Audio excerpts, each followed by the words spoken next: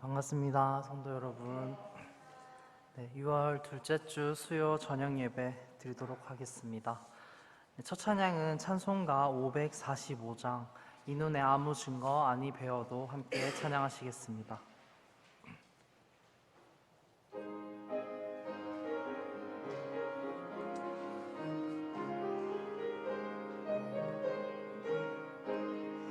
이 눈에 아무 증거 아니 배워도 믿음만을 가지고 선을 걸으며 이 귀에 아무 소리 아니 들려도 하나님의 약속 위에 서리라. 걸어가세 믿음 위에 서서 나가세 의심 버리고 걸어가세 믿음 위에 서서 눈과 귀에 아무 증거 없어도 이 눈이 보기에는 어떠하든지 이미 얻은 증거대로 늘 믿으며 이 맘에 의심 없이 살아갈 때에 우리 소원 주 안에서 이루리.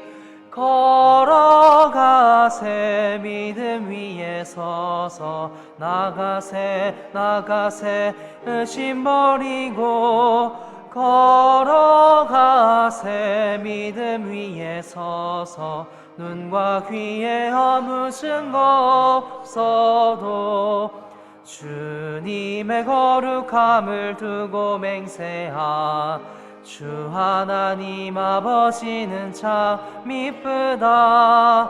그 귀한 모든 약속 믿는 자에게 능치 못할 무슨 일이 있을까. 걸어가세 믿음 위에 서서 나가세 의심 버리고 걸어가세 믿음 위에 서서 눈과 귀에 아무 증거 없어도. 아멘. 다음 찬양은 찬송가 546장 주님 약속하신 말씀 위에서 함께 찬양하시겠습니다.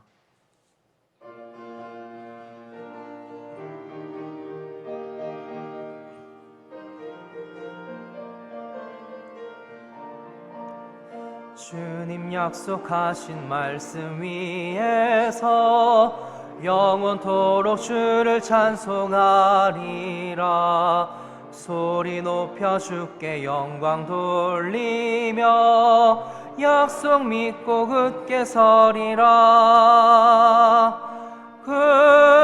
굳게 서리 영원하신 말씀 위에 굳게 서리.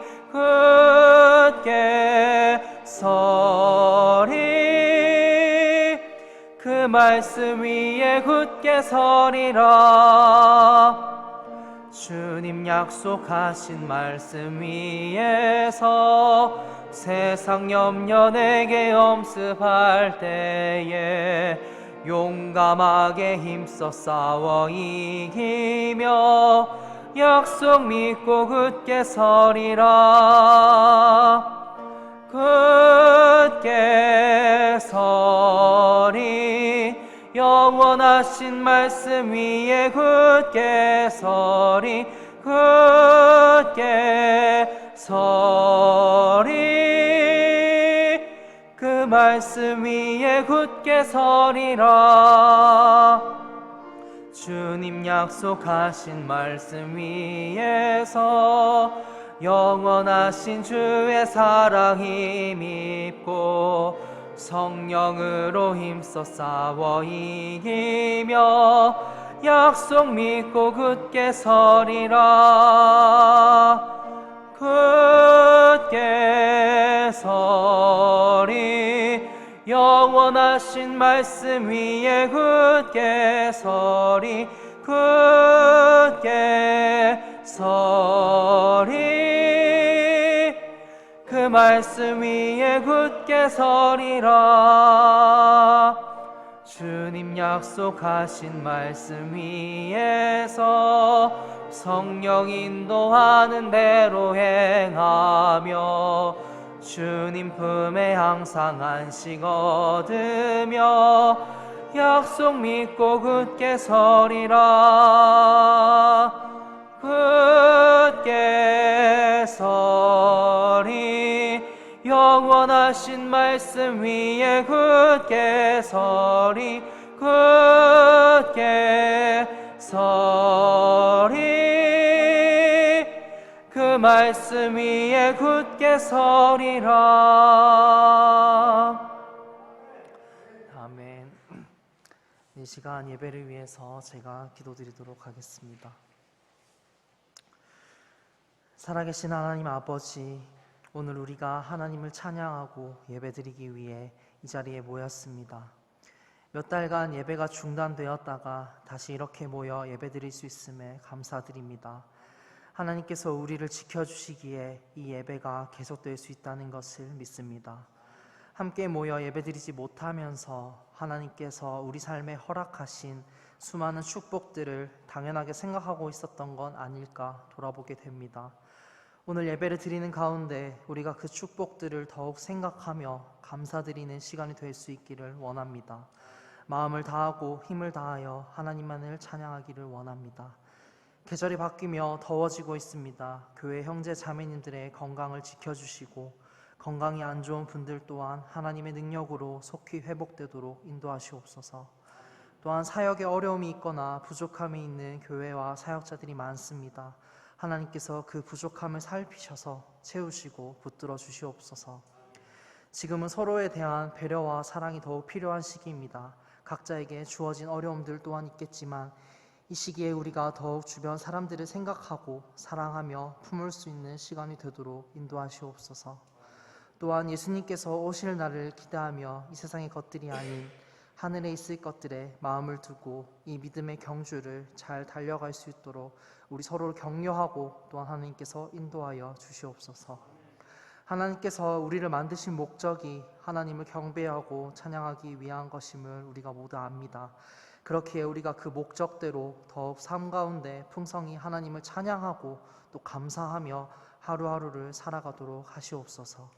오늘 예배를 통해 하나님을 더욱 찬양하길 원하며 이 시간 온전히 예수님께 맡겨드리며 예수님의 이름으로 기도드립니다. 아멘.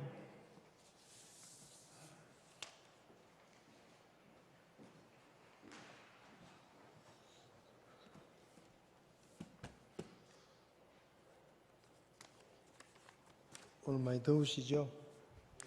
이제 날씨가 본격적으로 더워지는 것 같습니다. 다들 건강 잘 챙기시고 날씨가 더운데 또 마스크까지 껴야 되니까 불편한 게 많이 있는데 그래도 개인 위생을 위해서 또 마스크를 잘 착용하시면 좋겠습니다.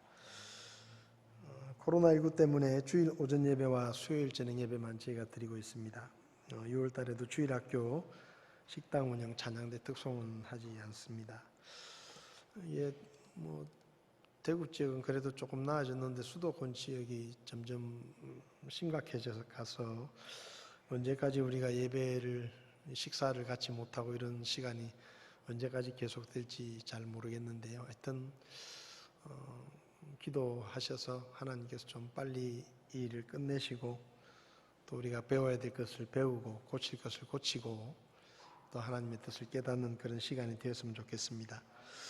교회당에 오지 못하고 인터넷으로 예배 드리시는 분들을 위해서 계속해서 인터넷으로 예배를 중계하고 있습니다. 함께 하시는 분들도 같은 은혜를 함께 받았으면 좋겠고 또 오랫동안 뵙지 못한 분들도 많이 계셔서 참 얼굴을 보고 싶다 그런 생각이 드는데 하여튼 빨리 다 같이 모여서 예배 드리면 좋겠습니다. 교회 냉방기가 오래돼 가지고 교체를 하려고 저희들이 계획을 세우고 이미 교체를 했습니다. 어제 공사를 해가지고 옛날에 쓰던 에어컨이 25년 된 에어컨이거든요. 소리도 너무 시끄럽고 그래서 지금 소리 괜찮으시죠? 시원하시고 500만 원 정도 들었습니다. 딱 500만 원 들었는데 저희들이 헌금을 하고 있는데요. 지금까지 155만 원이 헌금이 됐습니다. 나머지 350만 원 정도를 하나님이 주실 줄로 믿고 에어컨을 달았습니다. 기도하시면서 또 부담은 갖지 마시고 기도하시면서 할 수 있는 만큼 우리가 서로 기쁘게 드릴 수 있는 만큼 참여하셨으면 좋겠습니다. 건강이 좋지 않은 분들 특별히 기도해 주시고 우리 김웅식 형제님 내시경 수술을 하셨는데 잘 회복될 수 있도록 기도해 주시고 문자를 주고받을 때마다 빨리 몸이 나아서 교회 갔으면 좋겠어요. 그렇게 이야기하시는데 빨리 하나님이 치료해 주셔서 교회 오실 수 있도록 기도해 주시면 좋겠습니다. 우리 조사모님 팔순 맞으셔서 수건도 주시고 떡도 주시고 잘 먹었습니다. 건강하실 수 있도록 기도해 주시고요. 또 교회 안에 몸이 불편하신 분들 또 기도가 필요한 분들 계속 기도해 주시면 좋겠습니다. 이제 본격적으로 날씨가 더워지는 것 같습니다. 특별히 우리 교회 연로하신 분들이 많이 계시는데 올 여름에도 건강하시게 더 잘 지내실 수 있도록 그렇게 서로 기도해 주시고 서로 관심을 가져 주시면 좋겠습니다.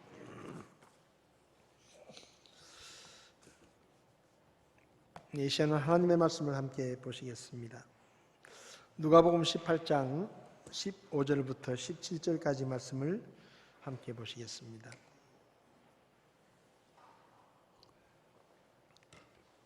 누가복음 18장 15절부터 17절까지 말씀을 우리 한 목소리로 같이 읽겠습니다. 그들이 그분께서 쓰다듬어 주실 것을 바라며 어린 아기들도 그분께 데려왔으나 그분의 제자들이 그것을 보고 그들을 꾸짖거늘 예수님께서 그들을 불러 이르시되 어린아이들이 내게 오는 것을 허락하고 그들을 막지 말라. 하나님의 왕국은 그런 자들의 것이니라. 진실로 내가 너희에게 이르노니 누구든지 어린아이와 같이 하나님의 왕국을 받아들이지 아니하는 자는 결코 그 안에 들어가지 못하리라 하시니라. 아멘. 자리에 앉으시겠습니다. 잠시 기도하겠습니다. 살아계셔서 우리를 보시고 우리 필요들을 채우시며 여러 가지 어려움과 고난 가운데서 우리를 보호하시고 질병으로부터 사고로부터 우리를 지키시는 하나님의 은혜를 감사합니다. 오늘 이렇게 수요일 저녁에 주님 앞에 다시 모여 함께 예배드릴 수 있음을 하나님 앞에 감사합니다. 참 여러 가지 전염병과 경제적인 어려움으로 온 나라가 어려움을 겪고 있는데 하나님께서 이 나라를 불쌍히 여기시고 또 이 땅에 있는 모든 사람들을 불쌍히 여기셔서 이 코로나19 전염병이 속히 끝나게 하시고 저희들이 자유롭게 주님을 찬양하며 함께 예배드릴 수 있도록 주님께서 도와주시기를 원합니다. 이런 어려움의 때일수록 우리가 더욱더 하나님의 말씀을 가까이 하게 하시고 하나님께 예배드리는 일과 주님의 말씀을 묵상하며 기도하는 일에 더욱더 시간을 낼 수 있도록 저희들을 도와주시기를 원합니다. 이 시간 부족한 종을 쓰시고 오직 하나님의 말씀만 선포되게 종을 도와주시옵소서. 이 시간을 주님께 맡기고 예수님의 이름으로 기도했습니다. 아멘.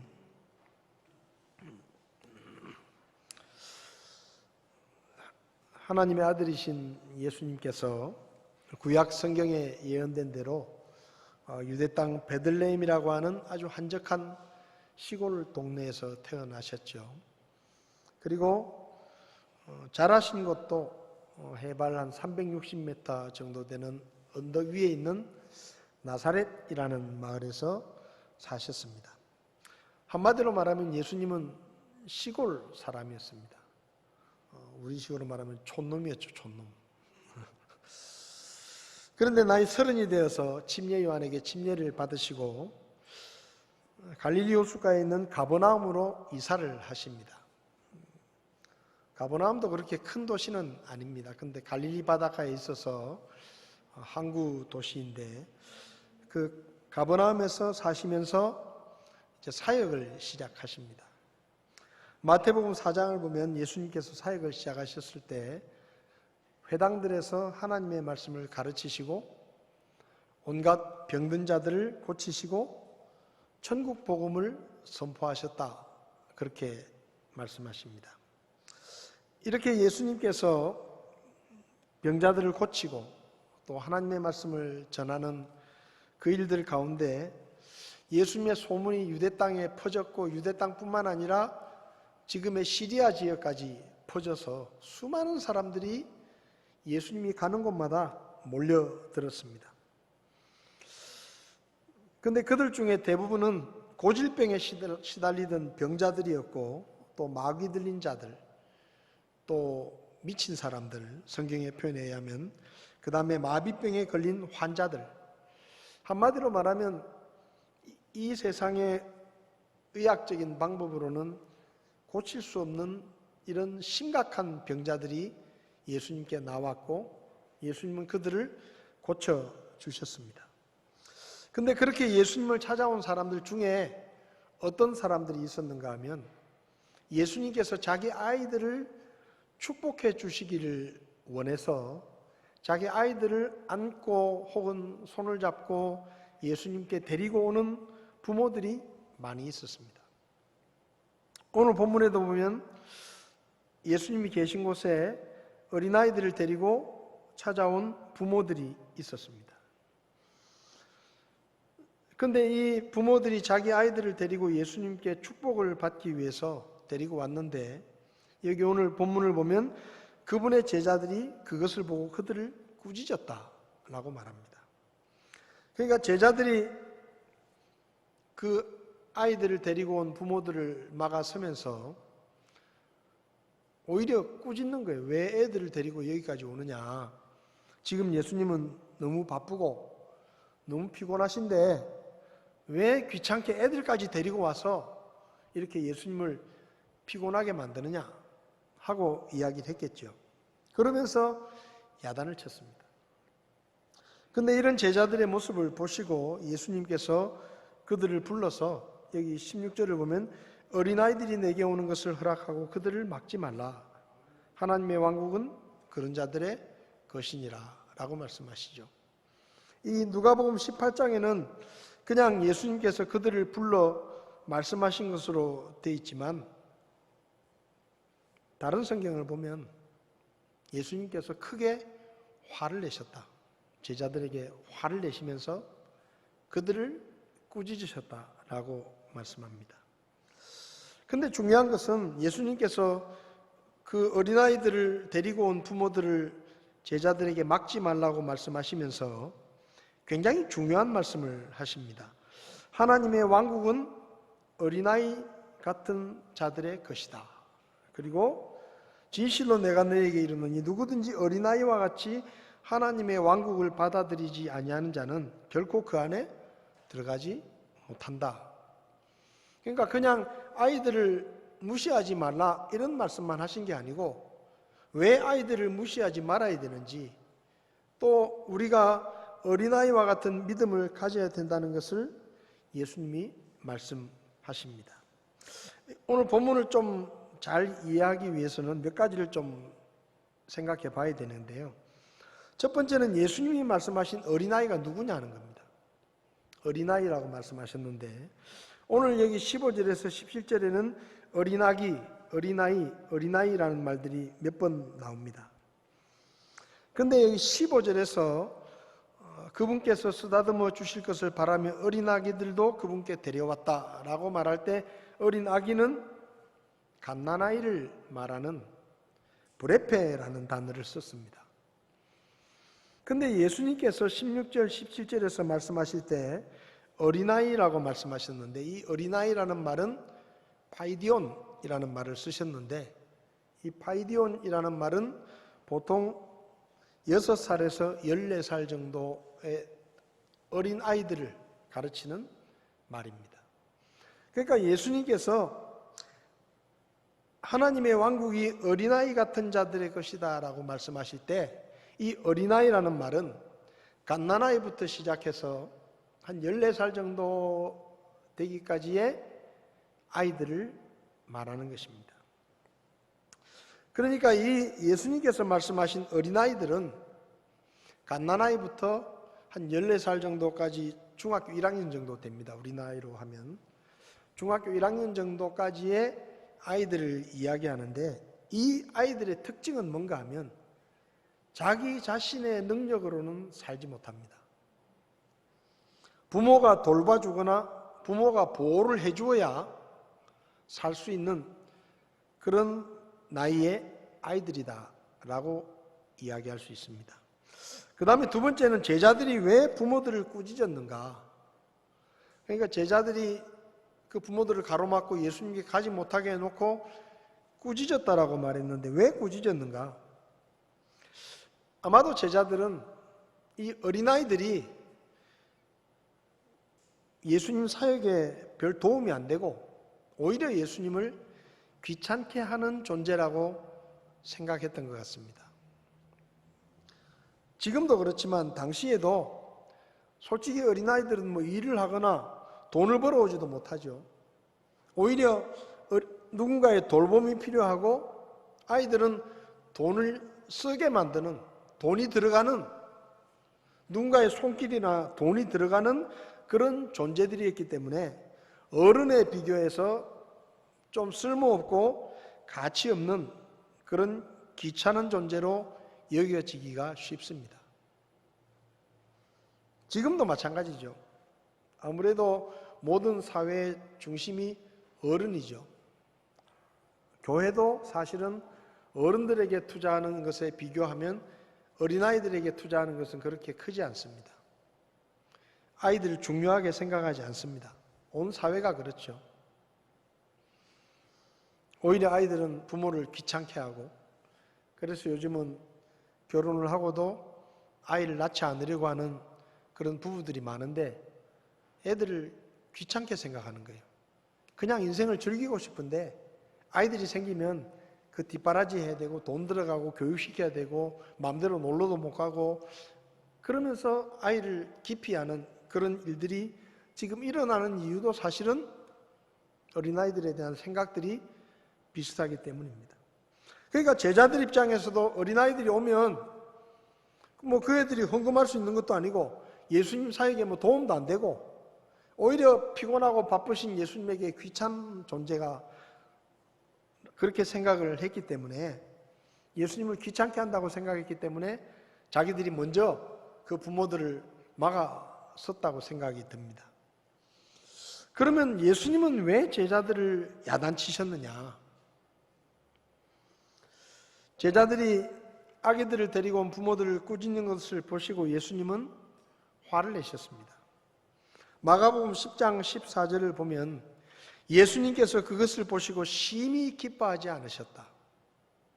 그러니까 누가복음에는 그냥 예수님이 제자들을 따로 불러서 그냥 이야기하신 것처럼 돼 있지만 마가복음에서는 크게 화를 내셨습니다. 그럼 예수님이 왜 화를 내시고 제자들을 책망했느냐? 사실은 마가복음 10장에 예수님께서 제자들의 행동을 보시고 심히 기뻐하지 않았다고 했는데 바로 앞장인 마가복음 9장을 보면 제자들이 서로 쉽게 말하면 예수님과 함께 길을 가면서 자기들끼리 논쟁이 붙었는데 무슨 논쟁이 붙었는가 하면 누가 더 크냐? 쉽게 말하면 야 우리가 천국 가면 네가 크겠냐? 내가 크겠냐? 누가 더 높은 자리에 올라가겠냐? 이런 얘기들을 제자들끼리 이제 한 거예요. 근데 그 얘기를 예수님께서 들으셨습니다. 듣고는 예수님께서 그때 어린아이를 하나 딱 데려다 놓고 제자들 앞에 세우시면서 그리고 그 아이를 안아주면서 너희가 내 이름으로 아이들 중에 하나를 받아들이는 것은 곧 나를 받아들이는 것이다. 어린아이와 같은 믿음을 가지라고 이야기를 하시면서 어린아이 하나를 받아들이는 게 바로 나를 대접하는 것이나 마찬가지다 라고 말씀하시면서 아이들을 무시하지 말라고 가르치셨어요. 근데 예수님께서 그렇게 가르치시고 나서 얼마 지나지 않아서 제자들이 아이들을 데리고 온 부모들을 야단을 치고 가로막고 있으니까 예수님께서 화가 나신 겁니다. 내가 아이들을 무시하지 말라고 가르친 게 언젠데 며칠 되지도 않았는데 제자들이 오히려 그 아이들을 가로막고 혼을 내고 있으니까 예수님께서 예수님의 가르침을 잊어버리고 아이들을 무시하고 있는 제자들의 그 태도에 화가 나신 겁니다. 근데 오늘 본문에서 중요한 것은 예수님께서 말씀하시면서 하나님의 왕국이 어린아이 같은 사람들의 것이다. 누구든지 어린아이와 같이 하나님의 왕국을 받아들이지 않으면 그 안에 들어갈 수 없다. 그렇게 말씀하셨습니다. 한마디로 말하면 제자들에게 지금 예수님께서 말씀하시는 것은 어린아이 같은 믿음을 가지라는 거예요. 어린아이 같은 믿음을 가져라. 그럼 어린아이의 믿음이 무엇이냐? 본문 15절을 보면 그들이 그분께서 쓰다듬어 주실 것을 바라며 어린 아기들도 그분께 데려왔으나, 여기 어린아이들이 예수님께 왔습니다.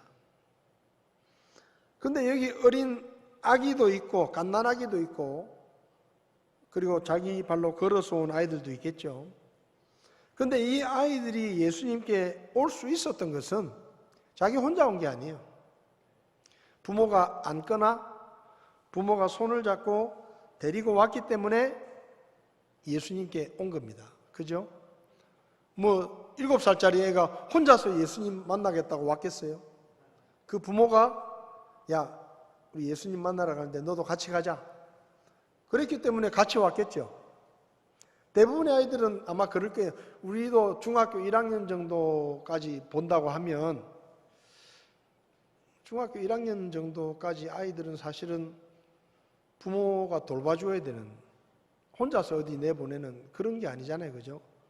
될 수 있으면 부모가 이렇게 단속을 하고 어디 갈 때는 같이 가고 아니면 어디 가든지 꼭 이야기를 하게 하고 이런 게 이제 아이들이잖아요. 그러니까 여기 본문에 나오는 이 아이들은 부모가 예수님께 가자라고 이야기를 했을 때 부모를 따라온 아이들입니다. 어린아이들의 특징 중에 하나는 부모를 믿고 부모를 의지한다는 겁니다. 어린아이들은 마치 자석처럼 부모를 졸졸졸졸 따라다닙니다. 부모가 어디를 가든지 엄마의 치맛자락을 붙들고 쫓아다녀요. 어릴 땐 그래요. 혼자 가라 그래도 엄마와 같이 가려고 그러고 무섭다 그러고, 잠도 혼자 자라 그러면 무섭다 그러면서 같이 자려고 그러고, 행여라도 밖에 나갔다가 낯선 사람이 보이면 엄마 뒤에 숨습니다. 엄마는 아버지 뒤에 숨죠. 무서워하면서. 부모가 눈에 보이지 않으면 하늘이 무너진 것처럼 엄청나게 웁니다. 그래서 아이들을 부모로부터 떼놓는 것도 보통 일이 아니에요. 어린이집에 가면, 어린이집에 보내면 어떤 애는 하루 종일 운대요. 엄마 없다고. 그래가지고 전화가 와. 애 데려가라고. 너무 울어가지고 얘가 도저히 엄마가 없다고 하도 울어가지고 얘는 빨리 집에 데리고 가라고. 그런 게 어린아이들이에요. 부모가 없으면 불안해하고 부모를 찾고 세상 무너진 것처럼 큰 소리로 울어제낍니다. 그게 아이들이에요. 또 어린아이들은 부모가 무슨 말을 하면 대들지 않습니다. 부모가 말하면 들어요. 말대꾸를 하지 않습니다. 순종하죠. 그런데 그런 아이들이 조금만 머리가 크고 조금만 컸다 싶으면 달라집니다. 어릴 때는 부모 말을 잘 듣고 잘 따르던 애가 조금만 크면 부모를 믿지 않습니다. 부모 말을 따르지도 않아요. 어릴 때는 어디 가자고 하면 군소리 없이 같이 가요 하면서 따라 나오던 애가 조금 크면 어디 같이 가자 그러면 어디를 가느냐? 왜 가느냐? 꼭 같이 가야 되느냐? 꼬치꼬치 묻고, 또 심하면 같이 가면 뭐 해줄 거냐? 내가 같이 가줄 테니까 내가 원하는 걸 뭘 사줄 거냐? 아니면 맛있는 걸 사줄 거냐? 꼭 이런 걸 물어요. 좀 컸다 싶으면. 어릴 때는 그렇게 안 해요. 어디 가자 그러면 그냥 아무 말 안 하고 따라와요. 좀 크면 같이 다니는 것을 싫어합니다. 오죽하면 중2병이라는 말이 있겠습니까? 초등학교에서 갓 올라온 중학교 1학년만 해도 이제 초등학교 다니다가 중학교 들어와서 환경이 많이 바뀌잖아요. 아직 어리버리해가지고 부모 손길이 필요하니까 부모가 말하면 들어요. 근데 중학교 2학년이 되면 변합니다. 부모가 말하면 다 잔소리로 받아들입니다. 부모가 뭐라고 뭐 좀 해라 그러면 알아서 할게요. 또 부모가 뭐라고 물으면 알아서 뭐 하게요. 이렇게 말을 해요. 좀 컸다고. 자기가 제일 똑똑한 줄 알아요. 뭐 부모가 도와주려고 하면 자기 혼자 하겠다는 거예요. 아는 척, 똑똑한 척, 있는 척, 자기 혼자 쿨한 척, 용감한 척, 온갖 척은 혼자 다 하면서 부모 말보다 친구 말을 더 잘 듣고 부모보다 친구를 더 의지합니다. 근데요, 중2가 바로 14살이에요. 그러니까 예수님께서 말씀하신 브라페라는 말과 파이디온이라는 말의 경계선이 바로 14살입니다. 그러니까 중학교 2학년이 되면 지가 어른인 줄 알아. 그래서 어른이 말하면 잔소리라고 생각하고. 근데 예수님께서 뭐라고 말씀하시는가 하면 어린아이와 같이 하나님의 왕국을 받아들이지 않으면 결코 그 안에 들어가지 못한다. 예수님께서 우리에게 기대하시는 믿음은 어린아이와 같은 믿음입니다. 어린아이가 부모를 믿고 의지하며 따르는 것처럼 예수님은 우리가 하나님을 믿고 하나님을 따르고 그분의 말씀에 순종하는 것을 원하십니다. 우리에게 어린아이 같은 믿음이 없으면 자기가 어른이라고 생각하면 하나님의 말씀을 믿지 않습니다. 통계에 따르면 그리스도인들 조사를 해보면 86% 정도가 14살 이전에 예수님을 믿은 사람들입니다.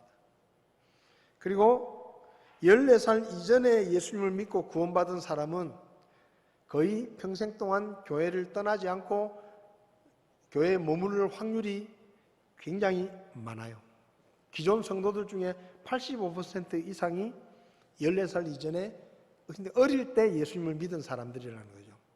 나이가 들어서 예수님을 믿은 사람은 교회를 떠나는 경우도 많아요. 근데 주일학교에 다니면서부터 복음을 듣고 말씀을 듣고 믿음을 가진 그런 사람들은 제대로 된 믿음을 가지고 있으면 그 아이들은 거의 나이가 들어서도 교회를 떠나지 않고 신앙생활을 계속한다는 겁니다. 그러니까 어린아이의 믿음이라는 게 중요한 거예요. 여러분, 우리의 믿음이 어떤지 한번 생각해 봐야 됩니다. 우리가 정말 어린아이처럼 하나님을 믿고 의지하는가? 어린아이처럼 절대적으로 부모를 의지하는가? 하나님이 안 보이면 겁나는가? 하나님의 보호와 하나님의 도우심이 없이는 살 수 없다라고 생각하면서 살고 있는가? 하나님이 말씀하실 때 아멘하고 순종하고 있는가? 좀 어른이 됐다고 하나님이 말씀하시는데 자기 생각이나 자기 경험을 의지하고 이리 따지고 저리 따지고, 아까 말씀드렸죠. 부모가 어디 가자 그러면 왜 가야 되냐? 꼭 같이 가야 되냐? 이리저리 따지고, 하나님의 말씀을 들을 때도 내 생각은 이런데, 사람들은 이렇게 말하는데, 세상은 이런데, 하나님의 말씀은 너무 시대에 뒤떨어져 가지고 하나님의 말씀 듣고 못 산다. 우리가 어떻게 하나님 말씀대로 사냐? 그러면서 이 핑계 저 핑계 대면서 순종하기를 주저하고, 그게 뭐예요? 그게 하나님 앞에서 어른 노릇하려는 거예요. 여러분, 하나님 앞에서는 절대로 어른 노릇하려고 하지 말아야 됩니다. 하나님 앞에서는 아는 척하지 말아야 돼요. 하나님 앞에서는 똑똑한 척하지 말아야 돼요. 하나님 앞에서는 항상 어린아이처럼 하나님이 없으면 못 살 것처럼 하나님 옆에 딱 붙어 있고, 엄마 아버지 바지끄레기 붙들고 따라가는 것처럼 하나님을 꼭 붙들고 그런 마음으로, 그런 믿음으로 주님을 믿고 섬겨야 되는 겁니다. 교회 좀 오래 다녔다고 뭘 아는 것처럼 마음이 교만해져 가지고 그러면 안 돼요. 여러분, 하나님 앞에서 우리는 항상 어린아이입니다. 나이가 60, 70이 돼도 하나님의 말씀 앞에서는 어린아이처럼 해야 돼요. 어린아이처럼.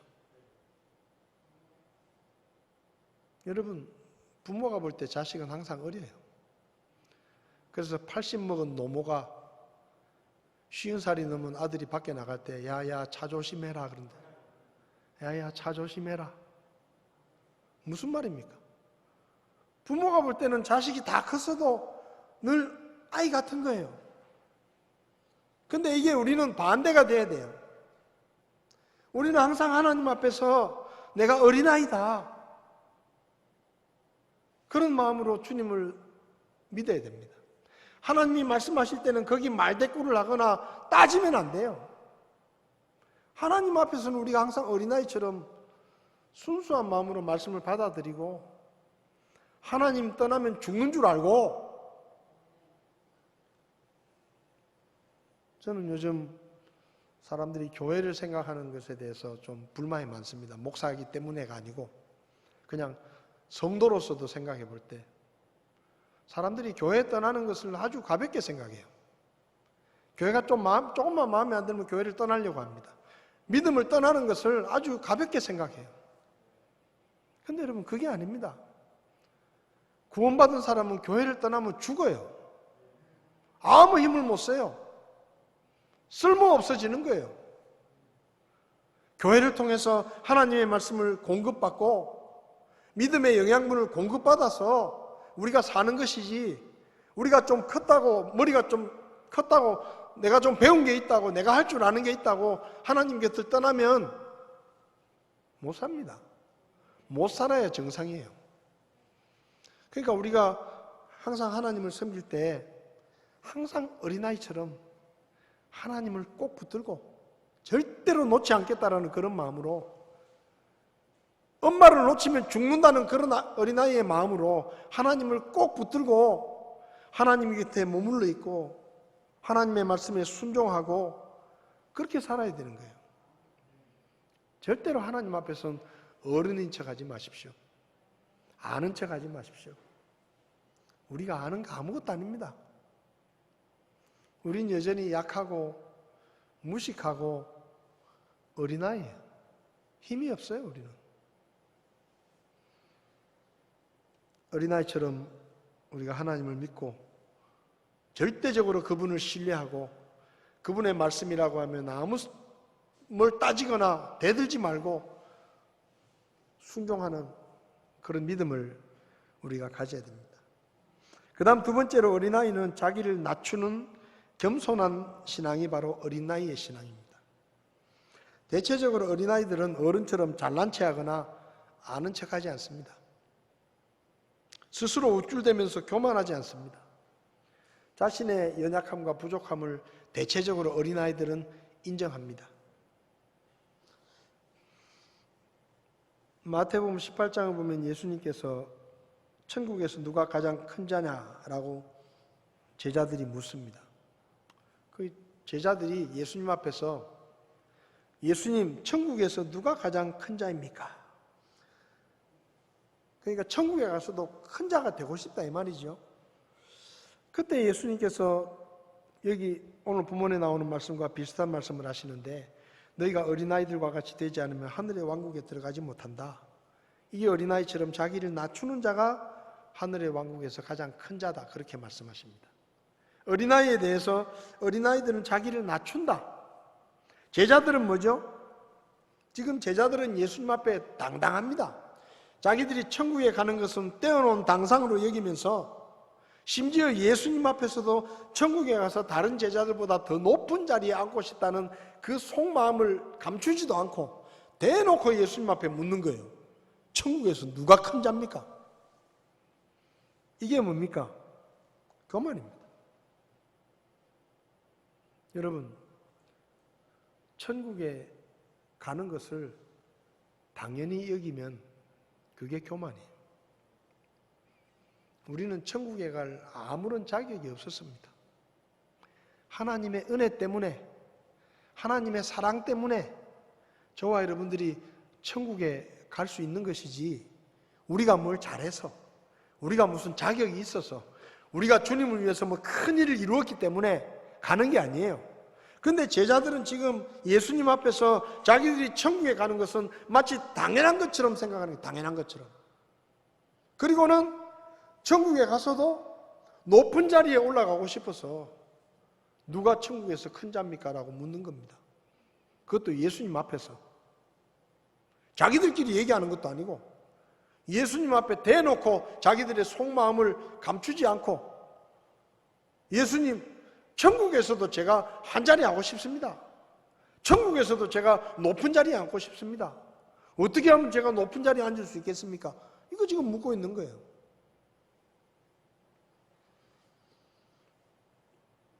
예수님께서 그 제자들을 향해서 어린아이처럼 해라. 어린아이같이 자기를 낮추는 자가 천국에서 큰 자다. 그렇게 말씀하십니다. 마태복음 5장을 보면 5장 3절에 영이 가난한 자들은 복이 있나니 하늘의 왕국이 그들의 것이다. 천국은 누구의 것이냐? 영이 가난한 자들의 것이다. 영이 가난하다라는 말은 자기가 가진 것과 세상의 지식을 하나님 앞에 내세우지 않고 자신의 무지와 부족함을 인정하면서 하나님의 말씀에 귀를 기울이고 그 말씀을 배우려고 하는 마음을 의미합니다. 그게 바로 겸손이에요.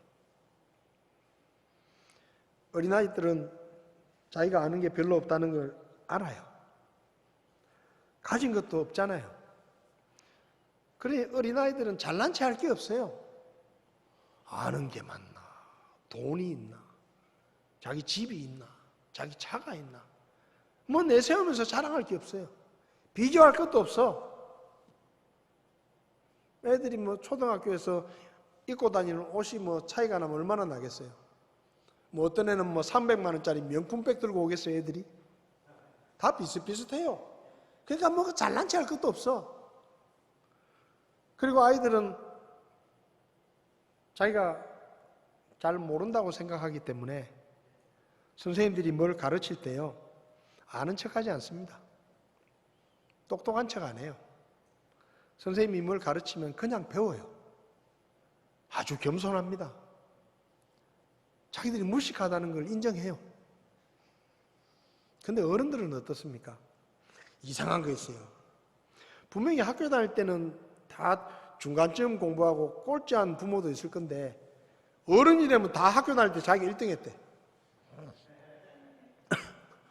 어른이 되면 학교 다닐 때 다 자기는 1등 했어. 대학 다닐 때는 다 장학금 받아가면서 공부했어. 애들한테 그러잖아요. 야, 공부 좀 열심히 해라. 엄마는, 아빠는 학교 다닐 때 1등 했다, 1등. 진짜 1등 한 사람도 있겠지만은, 어른이 되면 다 자기가 1등이야, 자기가 1등. 또 어른이 되면 아는 게 얼마나 많은지 몰라요. 박사 학위만 없다 뿐이지 뭐 정치 얘기하면 입에 거품을 물고 아는 척하고, 경제 얘기하면 또 막 아는 척하고, 서로 아는 척하고 싸우고, 역사에 대해서도 뭐 아는 척, 뭐 나오면 뭐 다 아는 척하고, 뭐 그림 얘기하면 또 다 아는 척하고, 음악 얘기해도 뭐 다 아는 척하고, 무슨 글 아는 게 많은지 몰라. 어른이 되면 정치 얘기하면 뭐 입에 거품을 물고 뭐 자기가 뭐 무슨 이 국제 정세를 다 아는 것처럼 얘기하고, 미국이 어떻고 뭐 러시아가 어떻고 뭐 중국이 어떻고 뭐 입에 거품을 물고 막 그렇게 똑똑한 어른들이 많은지 몰라. 모였다 하면은 잘난 체하고 아는 체하고. 그리고 어른이 되면 절대로 다른 사람한테 배우려고 안 합니다. 자기가 가르치려고 하지.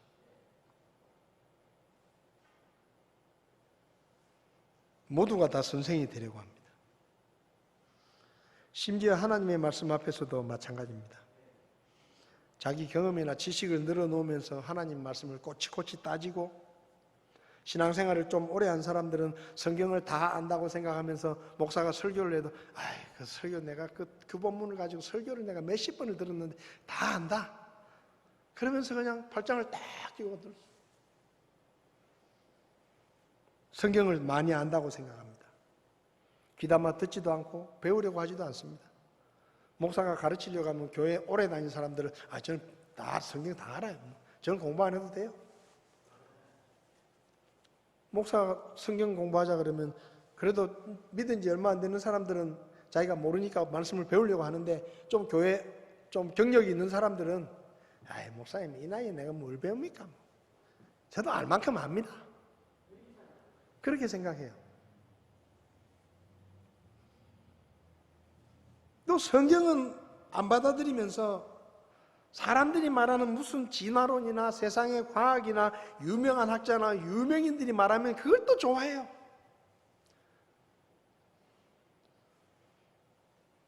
그러니까 우리 교회는 그런 일이 없지만 보통 교회들은 유명한 탤런트나 유명한 교수들 데리다가 부흥회를 해요. 간증 집회를 하죠. 목사 말은 안 믿으면서 탤런트 말은 믿거든. 목사 말은 시원찮지 않게 생각하면서 무슨 유명한 탤런트가 와가지고 한마디 하면 배꼽 잡고 웃고 막 은혜 받았다 그러고 감동 받았다 그러고 또 무슨 학자가 와가지고 뭐라고 말하면 전문가가 이야기하는 거라고 믿고. 여러분, 우리가 믿을 건 하나님 말씀밖에 없어요. 이 세상에 우리가 믿을 건 하나님 말씀밖에 없습니다. 아무리 유명한 학자, 무슨 박사학위를 몇 개 가진 사람이라도 그 사람 말보다 하나님 말씀이 더 좋아요. 우리가 믿을 건 하나님 말씀밖에 없어요. 이 세상에 변하지 않는 진리는 하나님 말씀밖에 없습니다.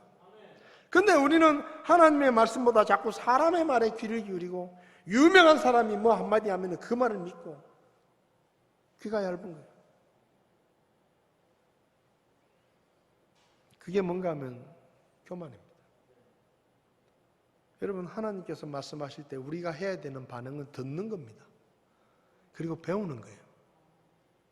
하나님이 말씀하실 때 우리가 말을 하면 안 돼요. 여러분, 하나님의 말씀은 우리의 의견을 묻는 게 아니에요. 우리의 생각을 하나님이 물으시는 게 아닙니다. 하나님의 말씀은 명령이에요. 하나님이 명령하실 때는 우리는 그저 아멘하고 그대로 하면 돼요. 하나님, 제 생각에는 좀 다른데요. 그건 자기가 어른이라고 생각하는 거예요. 그런 교만함을 우리가 버려야 됩니다. 여러분, 우리는 하나님 앞에서 어른이 아닙니다. 하나님의 말씀의 진리 앞에서 이게 옳은지 저게 옳은지를 분별할 만큼 우리는 똑똑하지도 않아요. 우리는 하나님의 말씀을 놓고 어쩌니 저쩌니 얘기할 만큼 분별력이 있는 것도 아니에요. 그러니까 하나님이 말씀하실 때는 어린아이들이 학교 선생님이 얘기하면 그대로 믿는 것처럼, 그대로 배우는 것처럼 하나님이 말씀하실 때는 그대로 받아들이고 아멘하고 그대로 순종하면 되는 거예요. 그게 우리의 믿음이어야 돼요. 어린아이들처럼. 목사가 힘든 일 중에 하나가 뭔가 하면요, 항상 같은 책을 가지고, 항상 같은 말씀을 가지고, 항상 같은 사람들에게 수십 년 동안 가르쳐야 되는 거예요. 이거 보통 일이 아닙니다. 그 성도들은 뭐라는지 아세요? 목사님, 똑같은 책을 가지고 똑같은 말씀을 가르치시지만 좀 새롭게 가르쳐 주세요.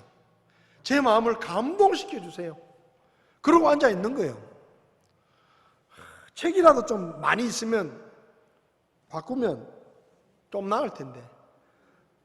아니, 그냥 뭐 대학교 강의실처럼 그냥 한 학기 가르치고 끝나면 또 새로운 아이들이 오면 괜찮은데, 이건 뭐 몇십 년째 앉아 있는 사람들한테 똑같은 책 가지고 똑같은 말씀을 가지고 설교를 해야 되는데, 성도들은 뭔가 새로운 걸 바라고 뭐 쇼킹한 걸 바라고 눈물 나는 감동을 바라고. 그래 목사가 얼마나 피곤하겠어요. 신선한 감동을 주기를 바라니까. 여러분, 목사의 설교가 감동적으로 들리려고 하면 한 가지 방법이 있습니다. 목사가 설교를 할 때 여러분들이 내가 오늘 저 말씀을 처음 듣는다라고 생각하고 앉아 있으면 감동이 됩니다. 나는 아무것도 모른다. 나는 이때까지 설교 들은 적도 없다. 우리 목사님이 설교하시는 저 본문의 말씀은 오늘 내가 처음 듣는 말씀이다. 그런 마음을 가지고 설교를 들으면 설교가 좀 감동이 될 거예요. 그런데 목사님 오늘 본문 너무 잘 아는 말씀인데 내가 교회를 몇십 년 다녔는데 설교를 들어도 50번은 더 들었다. 그러고 딱 있으면 뭐 새로운 게 나오겠어요? 에? 똑같은 말씀 가지고 가르치는데 뭐 거기 새로운 게 나오겠어요? 제 설교를 들으실 때는 처음 듣는 것처럼 들으십시오. 우리가 읽은 성경도 오늘 내가 처음 읽는 것처럼 들으십시오. 이 성경책이 진짜 신비로운 책이에요. 처음 읽는 것처럼 성경을 읽으면 읽을 때마다 새로운 메시지가 내 마음에 와요. 읽을 때마다 새롭게 느껴집니다. 그래서 성경은 살아있다 그랬잖아요. 살아있다. 세상 책은요, 몇 번 보면 질려요. 몇 번 읽으면 질려요. 근데 성경은 100번을 읽어도 새롭게 느껴지고 100번을 읽어도 이 말씀이 이런 뜻이었나? 새로운 깨달음이 있어요. 왜요? 하나님의 말씀이니까. 하나님의 말씀을 배우려고 하십시오. 여러분, 하나님의 말씀은 죽을 때까지 배워야 되는 거예요. 누가 하나님의 말씀을 다 깨닫고 누가 하나님의 말씀을 다 안다고 할 수 있겠어요? 그러니까 여러분들이 하나님의 말씀을 듣거나 배울 때는 항상 어린아이 같은 겸손한 마음으로 항상 배우려는 마음으로 겸손하게 하나님의 말씀을 들어야 돼요. 어른처럼 내가 가르쳐야 되는데 내가 몇십 년 동안 교회를 다녔는데 내가 성경을 얼마나 많이 아는데 그런 마음 가지고 있으면 못 배웁니다.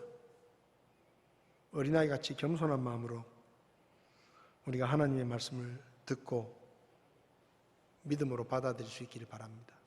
여기 예수님께서 말씀하셨잖아요.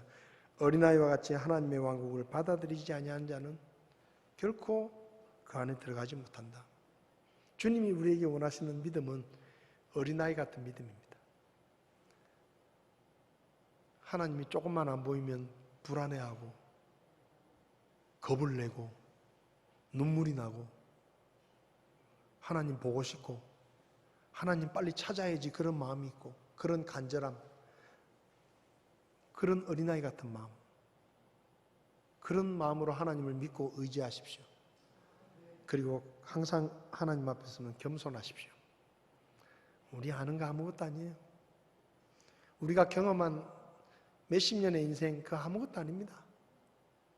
하나님은 전지전능하신 하나님이시고 천지만물을 창조하신 분이시고 이 세상을 만드신 어마어마한 분입니다. 그분 앞에서 절대로 아는 척하지 마세요. 그분 앞에서 똑똑한 척 하지 마세요. 그분 앞에서 힘센 척 하지 마세요. 그냥 겸손하게 하나님 저는 아무것도 모릅니다. 저는 아무것도 못합니다. 그냥 하나님이 도와주셔야 제가 삽니다. 그런 겸손한 마음으로 주님을 믿고 주님께 우리의 삶을 맡길 수 있기를 바랍니다. 그럴 때 하나님께서 우리를 통해서 역사하실 것입니다. 기도하시겠습니다.